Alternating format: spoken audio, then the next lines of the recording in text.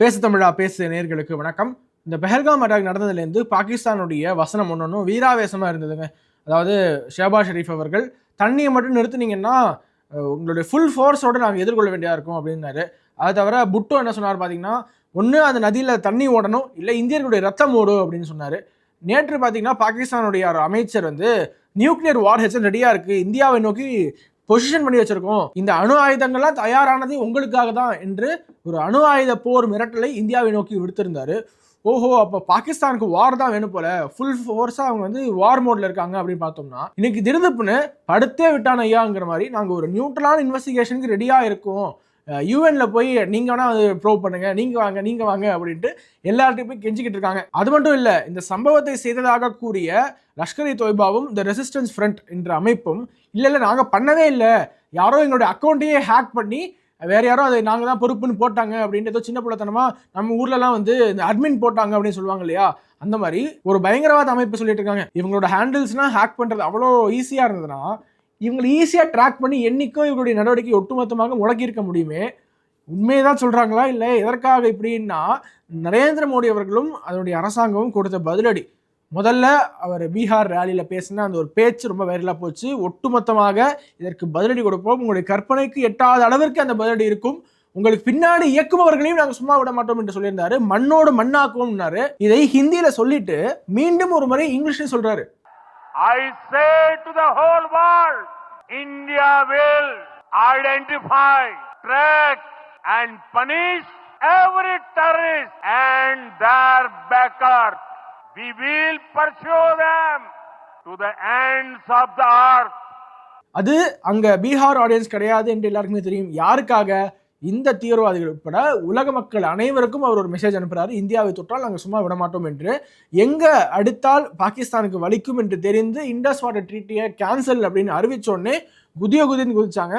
Okay, இவங்க நம்மளை திருப்பி அடிக்க தயாராகிட்டாங்க, இந்தியா ஃபுல் ஃபோர்ஸோட இறங்க போறாங்க என்று தெரிந்தவுடன் லஷ்கர்லேருந்து அந்த ரெசிஸ்டன்ஸ் ஃப்ரண்ட்லேருந்து பாகிஸ்தான் வரைக்கும் இப்போது பம்ம தொடங்கியிருக்காங்க. இவ்வளோ ஒரு குழப்பமான சூழல்ல இவ்வளோ பெரிய கொஸ்டின் மார்க் நம்ம முன்னாடி இருந்தாலும் கூட இந்த சம்பவத்துக்கு பிறகாக ஆசிம் முனீர் என்ற ஆளையே காணமா.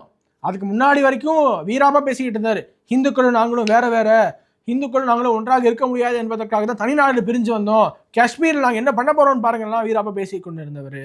இந்தியா கொடுத்த பதிலடிக்கு பிறகாகவும் இந்த சம்பவத்துக்கு பிறகாகவும் எங்கேயுமே ஆளையே காணமா. ஃபேமிலியை முதல்ல ஃப்ளைட் ஏற்றி வெளிநாட்டுக்கு அனுப்பிச்சு விட்டாரு. அதற்கு பிறகாக இவரும் வெளிநாட்டிற்கு தப்பி செல்ல வாய்ப்பு இருக்கு அப்படிங்கிற நிறைய செய்திகள் வந்துகிட்டு இருக்கு. அப்படியே இன்னொரு பக்கம் பார்த்தீங்கன்னா, நேற்று சோஷியல் மீடியா முழுக்க ஒரு வீடியோ படு வைரலாக போயிட்டு இருந்ததுங்க. எந்த வீடியோன்னு பார்த்தீங்கன்னா, காஷ்மீரில் லோக்கலில் ஒருவர் பேசினது ஒரு நியூஸ் சேனலுக்கு அப்படியே பேட்டி கொடுக்குறாரு.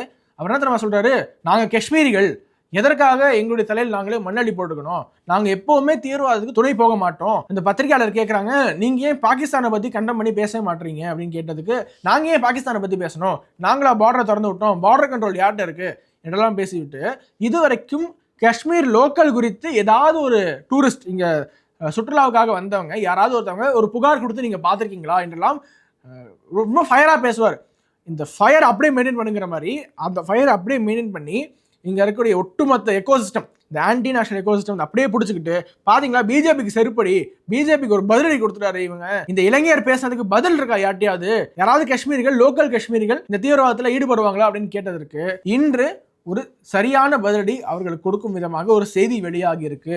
என்னன்னா, நேற்று பார்த்தீங்கன்னா இந்த லோக்கல் போலீஸ்லேருந்து இந்த கேஸை அப்படியே என்ஐஏ டேக் ஓவர் பண்ணியிருக்கு. என்ஐஏ முழு மூச்சோட இந்த விசாரணையில் இறங்கியிருக்கு. இதற்கிடையில் விசாரணை அமைப்புகள்லேருந்து ஒரு முக்கியமான தகவல் வெளியாகி இருக்கு. என்னவென்றால் 15 லோக்கல் காஷ்மீரிகள் இந்த தீவிரவாதிகளுக்கு உதவி செஞ்சிருக்காங்க பெஹல்காம் அட்டாக் இருக்கு என்று.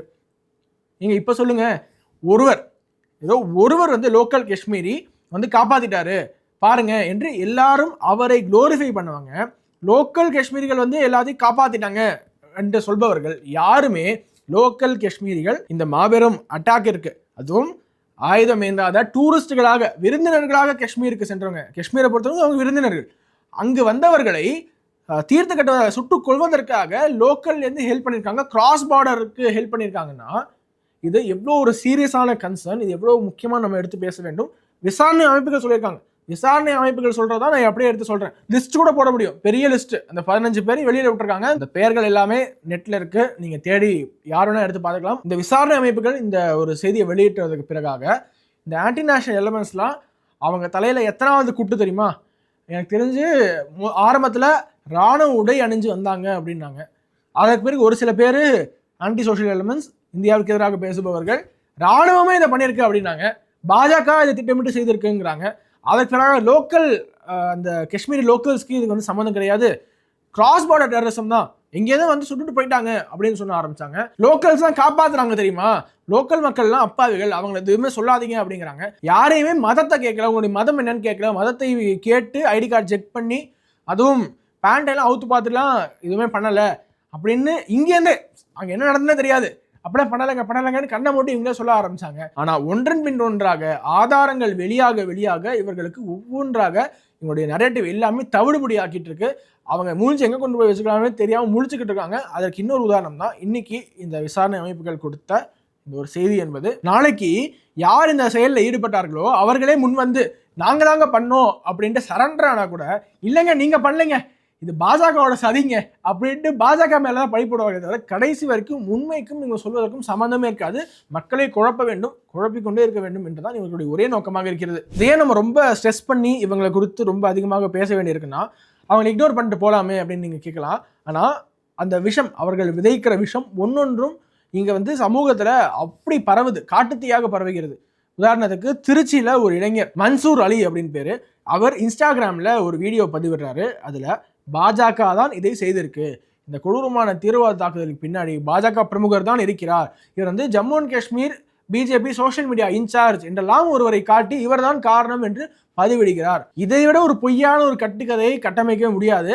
அதை ரொம்ப தைரியமா சோஷியல் மீடியாவில் எடுத்து போடுறாரு. அவர் மேல 4 பிரிவின் கீழே வழக்கு பதிவு செய்து அவர் கைது செய்யப்பட்டிருக்கிறாரு. எனக்கு தெரிந்து தமிழ்நாட்டில் இது ஒன் ஆஃப் த ஃபர்ஸ்ட் கைது, இந்தியாவுக்கு எதிராக பேசுவதற்காக இப்போது சமீபத்தில் கைதானவங்க, அதுவும் இந்த பஹல்காம் தாக்குதலுக்கு பின்னாடி கைதானவங்க முதல் கைது. இதற்கு பிறகாக நிறையா பேர் இந்தியாவுக்குள்ளே இருந்துக்கிட்டு, குறிப்பாக தமிழ்நாட்டில் இருந்துக்கிட்டு இந்தியாவுக்கு எதிராகவும் கட்டுக்கதைகளை, ராணுவம் தான் செய்திருக்கு அப்படிங்கிற கட்டுக்கதைகளை சமூக ஊடகங்களில் பகிர்றவங்க நிறைய பேர் இருக்காங்க. காவல்துறையும் சரி, மற்ற விசாரணை அமைப்புகள், குறிப்பாக என்ஐஏ அவங்களுடைய கவனத்துக்கு கொண்டு நிறையா பேரை தொடர்ந்து கைது பண்ணணும். அப்போதான் அமைதி பூங்கா என்று சொன்னால் மட்டும் பார்த்தாது, இன்டர்னல் எனிமீஸை களை எடுத்தால் மட்டும்தான் அமைதி பூங்காவாக இது தொடரும். இதில் பாருங்க, நம்ம ஊரில் ஒரு சில அரசியல்வாதிகள் இருக்காங்க, ஐயோ அவன் உள்ள வந்துடுவான், ஐயோ இவன் உள்ள வந்துடுவான், அவன் தான் நமக்கு எதிரி, அவனை உள்ள விடக்கூடாது, அவனுக்கு எதிராக நான் இப்போ சண்டை போட்டுட்டு இருக்கேன், நீங்க என்ன ஆதரிக்கணும், எனக்கு ஓட்டு போடுங்க என்று சொல்லி ஓட்டு கேட்பாங்க. அது யார் என்று உங்களுக்கே தெரியும். அந்த மாதிரி பாகிஸ்தான்ல பாத்தீங்கன்னா, ஐயோ இந்தியா பாரு, இந்தியா நம்மளை வந்து அட்டாக் பண்றான், இந்தியா நமக்கு எதிராக சதி பண்றான், இந்தியா நமக்கு தண்ணி கொடுக்க மாட்டான் என்று சொல்லி அங்கு இருக்கக்கூடிய மக்களை ஒருங்கிணைக்கும் வேலையை பாகிஸ்தான் செய்து கொண்டிருக்கு. இத்தனை நாட்களாக அவங்க பிறந்ததுலேருந்து ஒரு குழந்தை பாகிஸ்தான்ல பிறக்குது என்றால் சிறு வயது முதல் அது மரணிக்கும் வரை ஒரே ஒரு விஷயம் அவர்களுக்கு தொடர்ந்து புகுத்தப்பட்டு கொண்டே இருக்கும், கற்பிக்கப்பட்டு கொண்டே இருக்கும். அது என்னன்னா, இந்திய எதிர்ப்பும் ஹிந்து எதிர்ப்பும். இந்தியாவை எதிர்க்கணும், ஹிந்துக்களை எதிர்க்கணும், இவ்வளவுதான் அவங்களுக்கு வந்து கற்பிக்கப்படும். அந்த மாதிரி இந்தியா இந்தியா இந்தியா இந்த பூச்சாண்டி காட்டி அங்கு லோக்கல்ல ஒட்டுமொத்த பாகிஸ்தானையும் ஒன்றாக இணைக்கக்கூடிய வேலையில அவங்க ஈடுபட்டிருக்காங்க. காரணம் என்னவென்றால், ஒவ்வொரு மாகாணமாக அங்க பிரச்சனை இருக்கு. பலூச்சிஸ்தானா, அங்க தனி பிரச்சனை. BLA பலூச் லிபரேஷன் ஆர்மி அங்க கடுமையான தாக்குதல் நிகழ்த்துறாங்க. ரீசெண்டா கூட நேற்று கூட பாத்தீங்கன்னா 10 பாகிஸ்தானி ராணுவ வீரர்களை பலூச் லிபரேஷன் ஆர்மி கொண்டிருக்கு அப்படிங்கிற செய்தியை அவர்களே பெருமையாக லெட்டர் பேட்ல வெளியிடுறாங்க. அதுக்கு பிறகு தெரிக்கி தாலிபான் அவங்க ஒரு பேரலா ஒரு கவர்மெண்ட் ரன் பண்ணிட்டு இருக்காங்க. இதே மாதிரி பஞ்சாப், சிந்து, POKன்ட்டு அவர்களுக்கு பிரச்சனை இல்லாத ஒரு மாகாணம் கூட இல்லாத நிலையில இப்போ ஒட்டுமொத்த பாகிஸ்தானையும் ஒன்றாக பாகிஸ்தானே என்று ஃபீல் பண்ண வைக்கணும்னா அதற்கு ஒரே ஆயுதம் அவர்களுக்கு இருக்கிறது. இந்தியா வந்துடுவான், இந்தியா அடிச்சிருவான், நம்ம ஒன்னா இருக்கணும், இல்லை இந்தியா அடிச்சிருவான் என்று சொல்லி அவர்களை இப்போ மேனிபுலேட் பண்ணணும். இதனுடைய வெளிப்பாடு தான் இப்போ பார்த்தீங்கன்னா ஹனீஃப் அப்பாசி, பாகிஸ்தானுடைய ரயில்வே மினிஸ்டர் சொன்னது, ஒட்டுமொத்த நியூக்ளியர் வெப்பன்ஸும் இந்தியாவை நோக்கி ரெடியா இருக்கு, எப்போ வேணா பாயலாம், உங்களுக்காகவே தயாரிச்சிருக்கோம் என்றெல்லாம் சொன்னார் இல்லையா? அதுவாக இருக்கட்டும், ஷஹபாஸ் ஷெரீஃபினுடைய ஸ்டேட்மெண்ட்டாக இருக்கட்டும், புட்டோவினுடைய ஸ்டேட்மெண்ட்டாக இருக்கட்டும், ஒவ்வொரு பாகிஸ்தானி அதிகாரி லோக்கல்ல பேசுறதாக இருக்கட்டும், இன்டர்நேஷனல் மீடியாவில் பேசுறதாக இருக்கட்டும், எல்லாமே இந்தியா அப்படிங்கிற கிரேட்டர் எனிமியை காட்டி அவர்களுடைய நாட்டை எப்படியாவது கொஞ்சம் பிரிவினையை நோக்கி போகாம எவ்வளோ நாள் தக்க வைக்க முடியுமோ அவ்வளோ நாள் தக்க வைக்கலாம் அப்படிங்கிற ஒரு டெஸ்பரேட் அட்டெம்ப்ட் தான். இந்த நியூக்ளியர் வார் வந்துடும் அப்படிங்கிற மிரட்டலுக்கெல்லாம் நரேந்திர மோடி அவர்கள் ரொம்ப முன்னாடியே பதில் சொல்லியிருப்பாரு. என்ன தெரியுமா? பாகிஸ்தான் கே பாஸ் நியூக்ளியர் பாம் ஹே, அதாவது பாகிஸ்தானிடம் நியூக்ளியர் பாம் இருக்கு அப்படின்னு சொல்பவர்களுக்கெல்லாம் நம்மள்ட்ட என்னப்பா இருக்கு, நம்மள்ட்ட நியூக்ளியர் பாம் இல்லையா, அதனால தீபாவளிக்காக வச்சிருக்கோம் என்று ஒரு மேடையில பேசியிருப்பாரு. पाकिस्तान के पास भी न्यूक्लियर है तो हमारे पास क्या है भाई? ये दिवाली के लिए रखा है क्या? அதை தவிர பாகிஸ்தான் இப்ப பாத்தீங்கன்னா அபிஷியலாவே the begging world republic of Pakistan என்று சொல்லிடலாம். பிச்சை எடுத்துட்டே இருக்காங்க. கிட்டத்தட்ட 14 முறை 15 முறை IMF பெயில் அவுட் கேட்டிருக்காங்க. கடனை வாங்கிருக்கு கட்ட முடியல, எங்களுக்கு பெயில் அவுட் கொடுங்க அப்படின்னு கேட்க வேண்டியது. லிட்ரலி எதற்குமே காசு இல்லை. இப்போ லோக்கல்ல அவங்க மக்களுக்கு உணவு சப்ளை பண்ண கூட காசு இல்லை. இவங்க எப்படி ஒரு போர் இந்தியாவோட கனெக்ட் பண்ணுவாங்க? அந்த போர் உபகரணங்கள்லாம் ப்ரொக்யூர் பண்றதுக்கு சுத்தமாக காசே கிடையாது. அதனால்தான் அந்த ஒரு தீவிரத்தை உணர்ந்து அவர்கள் இருக்கக்கூடிய சூழலை ஆபத்தை உணர்ந்து போர் வேண்டாம், நம்ம பேச்சுவார்த்தை பண்ணிக்கலாம், ஒரு நியூட்ரலான இன்வெஸ்டிகேஷன் போலாம் என்று இப்போ இறங்கி வர தொடங்கி இருக்காங்க. இருந்தாலுமே பாகிஸ்தானி மக்களுக்கு என்ன கடத்துவாங்க? போர் போர் போர் போர் போர்ன்னு அந்த மக்கள்கிட்ட போருக்கு நாளைக்கு போயிடுவோம்ட்டு சொல்லிட்டே தான் இருக்க போறாங்களே தவிர எல்லாருக்குமே தெரியும், பாகிஸ்தானில் இருக்கிற ஒவ்வொருத்தருக்கும் மனசுக்குள்ள தெரியும், போர் என்று வந்தால் அவங்க சம்மடி வாங்குவாங்க. அவங்கள்ட்ட ஒரு போர் உபகரணங்களும் கிடையாது. 1971 வெறும் 13 நாட்கள்ல சரணடைஞ்சாங்க. இப்ப போர் வந்துச்சுன்னா வெறும் 3 நாட்கள்ல சரணடைச்சிருவாங்க அப்படிங்கிறது அவங்களுக்கு தெரியும். அதனால்தான் இப்போ பண்ணலாமா வேணாமா அப்படிங்கிற டைலமா போய் போர் வேணாங்கிற ஒரு மைண்ட் செட்டுக்கு பாகிஸ்தானி அதிகாரிகள் வர தொடங்கியிருக்காங்க. இந்த பஹல்காம் இன்சிடென்ட்க்கு அப்புறமா நம்மளுடைய சேனல்ல தொடர்ச்சியாக அதனுடைய அப்டேட்ஸ் நம்ம எதுக்காக கொடுத்துட்டே இருக்கோம். ரொம்ப எக்ஸ்டென்சிவா நம்ம கவர் பண்றதுக்கான ரீசன், ரொம்ப முக்கியமான ஒரு ரீசனுங்க. நம்மளுடைய பிபின் ராவத் அவர்கள், முன்னாள் முப்படை தளபதி, அவர் ஒரு வார்த்தை சொல்வார், we are fighting a 2.5 war அப்படின்ட்டு. அது என்ன 2.5னா 1 பாகிஸ்தான் 2 சைனா. 0.5 அப்படிங்கிறது இன்டர்னல் எனிமீஸ். அந்த ரெண்டை கூட சமாளிச்சிடலாம். 0.5 இந்தியாக்குள்ள இருக்காங்க இல்லையா, அந்த எனிமீஸை சமாளிக்கிறது ரொம்பவே கஷ்டமாக இருக்கு. யார் எனிமின்னு கூட தெரியாம நம்மளை சுத்தி அவ்வளோ இன்டர்னல் எனிமீஸ் இருக்காங்க. அவர்களை எக்ஸ்போஸ் பண்ணுவதற்காகவும் அவர்களை டிஃபெண்ட் பண்ண ஒரு கூட்டம் இங்க இருக்கு இல்லையா, அதை உடைப்பதற்காகவும் தான் தொடர்ச்சியாக கவர் பண்றோம். அப்படி இந்த 0.5 அதாவது இன்டர்னல் எனிமீஸ் எந்த எக்ஸ்டென்ட்டுக்கு போயிருக்காங்கன்னா, ஜெய்ப்பூர்லயும் சரி மும்பையிலையும் சரி பாகிஸ்தானுக்கு எதிராக ஒரு போராட்டம், பாகிஸ்தான் கொடி எரிக்கிறாங்க, பாகிஸ்தான் முர்தாபாத் அதாவது பாகிஸ்தான் ஒழிக அப்படிங்கிற கோஷம் போடுறாங்க. ஜெய்ப்பூர்ல பாலமுகுந்தாச்சாரியா அப்படிங்கிறவர் பிஜேபியினுடைய எம்எல்ஏ, அவர் தலைமையில ஒரு போராட்டம் நடக்குது. அந்த போராட்டத்தை எதிர்த்து ஒரு மிகப்பெரிய போராட்டம் அங்க ஜெய்ப்பூர்ல நடக்குது. எப்படி நீங்க பாகிஸ்தான் எதிர்க்கலாம் அப்படின்னு ஒரு குரூப், அது எந்த மதத்தை சேர்ந்தவர்கள் அப்படின்னு நான் சொல்ல விரும்பல, அது உங்களுக்கே தெரியும். அதே மாதிரி மும்பையில ஒரு நபர் பாகிஸ்தான் கொடியை எரிக்கிறாரு. இந்த பாகிஸ்தான் கொடியை எரித்ததற்கு அங்க லோக்கல்ல இருக்கிறவங்க ஒரு மாப், அந்த மாபுக்கு நான் மதசாயம் பூசல, உடனே மதசாயம் பூசாதீங்க அப்படின்னு மதசாயம் பூச வேணாம், அந்த மாபு இவங்களை போய் அடிக்கிறாங்க. பாகிஸ்தான் கொடியை எப்படி எரிப்பீங்கன்ட்டு அந்த ஆளை போய் இந்த ஒரு மாப் வந்து அடிக்கிறாங்க, அந்த கூட்டமா சேர்ந்து. அந்த வீடியோலாம் சோஷியல் மீடியாவில் அவ்வளோ வைரலா போகுது, நியூஸ் ஆர்டிகல் அவ்வளோ வருது. எப்படி மும்பையில ஹார்ட் ஆஃப் இந்தியா அப்படின்னு சொல்லுவாங்க, அதாவது வர்த்தக தலைநகரம், அங்கு போய் எப்படி இப்படி நடக்கும், பாகிஸ்தான் எதிர்த்தா இவங்களுக்கு எங்க எரியுது அப்படிலாம் கேட்க தொடங்கியிருக்காங்க. இதை தான் நம்ம இன்டர்னல் எனிமீஸ் என்று சொல்றோம். இந்த களத்தில் அடிக்கிறது மட்டும் கிடையாது, சோஷியல் மீடியாலையுமே தொடர்ச்சியாக இந்த பஹல்காம் தாக்குதலை கொண்டாடி இந்தியர்கள் சாவதை சக இந்தியர்களே பார்த்து மகிழ்வது, அது குறித்து சந்தோஷப்படுறதெல்லாம் யார் பண்ணாங்க அப்படிங்கிறத போன வீடியோவில் பார்த்தோம். அதனுடைய தொடர்ச்சியாக சாஹில் கான் என்பவர், அவர் வந்து நான் போஸ்ட் போட்டிருக்காரு, you are shivering with just 28, many more to come, also threaten to destroy temples. அதாவது இந்த சஹில் கான் அப்படிங்கிறவர் வெறும் 28க்கே நடுநடுங்கன்னா எப்படி 28 பேர் செத்ததுக்கு இன்னும் நிறைய பேர் சாவ போறாங்க அப்படின்னு ஒரு இந்தியன் சிட்டிசன் லோக்கல்ல அவர் வந்து பிடிச்சி போலீஸை கொடுத்துருக்காங்க. போலீஸ் இப்போ அரெஸ்ட் பண்ணி ப்ராசிக்யூட் பண்ணிட்டு இருக்காங்க. ஸோ இது மாதிரி நிறைய இன்டர்னல் எனிமீஸ் நம்மளை சுற்றி இருக்காங்க. எக்ஸ்டர்னல் எனிமீஸை கூட ஃபைட் பண்ணிடலாம். பாகிஸ்தான் சைனா கூட பார்டரில் நம்ம ஃபைட் பண்ணிக்கலாம். ராணுவம் இருக்குது, அரசாங்கம் இருக்குது, இறையாண்மை உள்ள நமக்கு சக்தியுள்ள நாடாக நம்ம இருக்கோம். அப்படி அவர்களை ரொம்ப எளிதில் நம்ம ஃபோனை ஊதி தள்ளுற மாதிரி தள்ளிடலாம். ஆனால் இன்டர்னல் எனிமீஸை தான் நம்ம ரொம்ப பார்த்து ரொம்ப கேர்ஃபுல்லாக கையாள வேண்டியது இருக்குது. இவங்களுக்கு எதிராக பேசிட்டா நீ எப்படி ஒரு மதத்துக்கு எதிராக பேசுவ என்று கிளம்பிடுறாங்க. ஒரு மதத்துக்கு எதிரான நடந்த தாக்குதலே கிடையாது அப்படிங்கிறாங்க. ஆனா பாதிக்கப்பட்ட இடத்துல இருந்த ஒரு சிறுவன் கொடுத்த பேட்டி இப்போ வைரலா போயிட்டு இருக்கு. हमारे सामने आ गए और वो बोले मुसलमान अलग हो जाओ और हिंदू अलग हो जाओ और हिंदुओं को सारे गोली मार दी, जेंट्स को लोगों को. இந்த சிறுவன் சொல்றான், எங்களை பஹல்காம்ல இருக்கும்போது இஸ்லாமியர்கள் தனியாக நான் முஸ்லிம்ஸ் தனியாக பிரிஞ்சு நிற்க சொன்னாங்க, அதற்கு பிறகாக தான் பார்த்து கொன்றாங்க அப்படிங்கிற அந்த சிறுவன் ஹிந்தியில கொடுத்த பேட்டி சோஷியல் மீடியாவில் ரொம்ப வைரலாக போயிட்டு இருக்கு. அதை தவிர வெஸ்ட் பெங்காலை சேர்ந்த ஒருவர் கொல்லப்பட்டிருந்தாரு. அந்த கொல்லப்பட்டவருடைய மனைவின்னு நினைக்கிறேன், அவங்க சொல்றாங்க கலீமா படிக்க சொன்னாங்க எங்களை, அதாவது ஒரு இஸ்லாமிக் வேர்ஸ் அதை சொல்ல சொன்னாங்க. அதை சொல்ல தெரியல அப்படின்னு தான் அவரை சுட்டு கொண்டாங்க அப்படின்னு சுவேது அதிகாரி அவர்கள், வெஸ்ட் பெங்காலுடைய எதிர்க்கட்சி தலைவர், அவர் கேட்கிறாரு. அதற்கு ஆன் கேம் பாதிக்கப்பட்ட பெண் ஓப்பனாக என்ன நடந்தது அப்படிங்கறத போட்டு உடைக்கிறாங்க.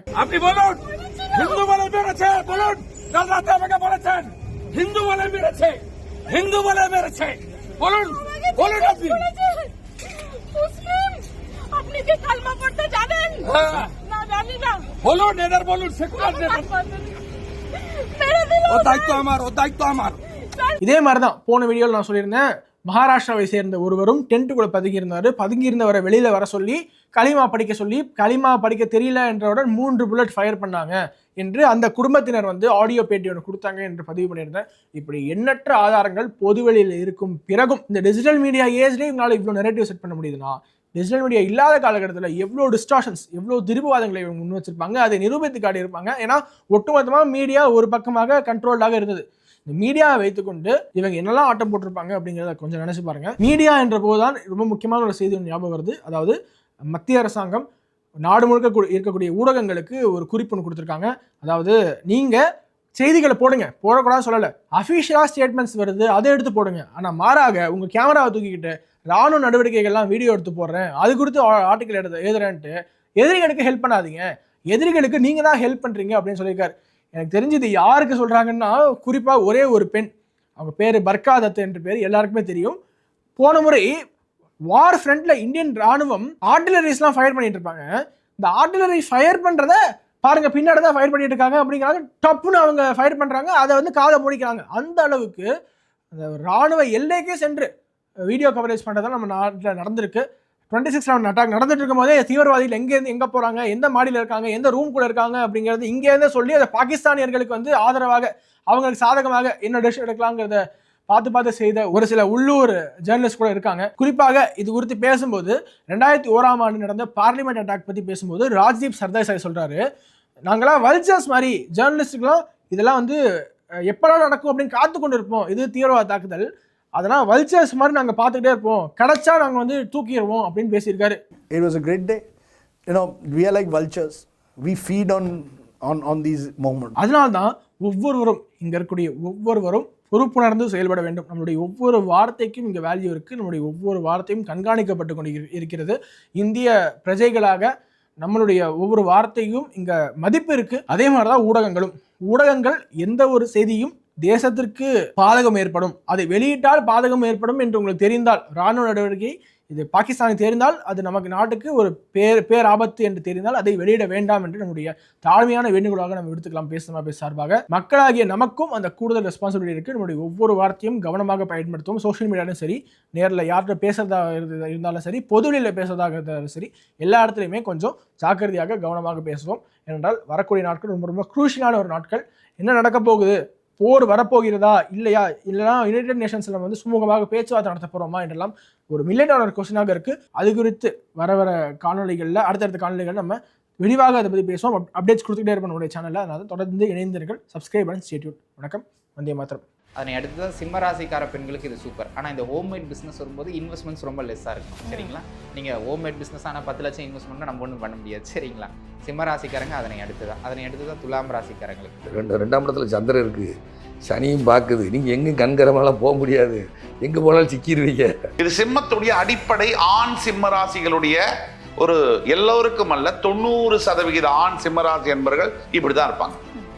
இந்த மாதிரி ஆன்மீகம் மற்றும் ஜோதிடம் சார்ந்த இன்னும் பல வீடியோக்கள் பார்க்கணுமா? மறக்காம திருவருள் டிவிக்கு சப்ஸ்கிரைப் பண்ணுங்க. திருவருள் டிவியுடைய சேனல் லிங்க் இந்த வீடியோடைய டிஸ்கிரிப்ஷன்ல இருக்கு.